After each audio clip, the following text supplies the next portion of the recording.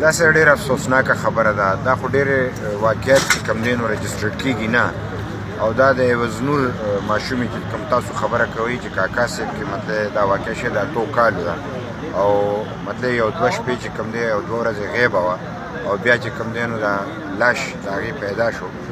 پبلک چې کوم دی نو دا یو توره کړه چې خلک یې نیولي دي.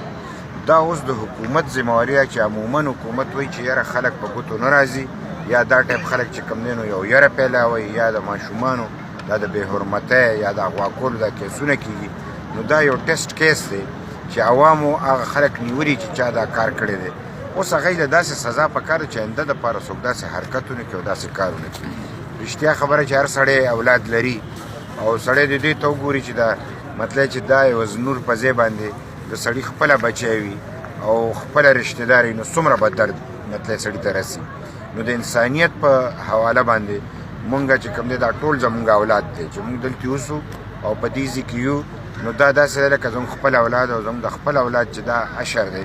نو پکار چې موږ د دې په هر قیمت تپوس وکړو، عوام دې هم تپوس وکړي، پبلک دې هم تپوس وکړي، خو حکومت دې چې کوم دی دې خلکو له داسې سزا ورکړي چې آینده دپاره داسې حرکت څوک نه کوي. ٹھیک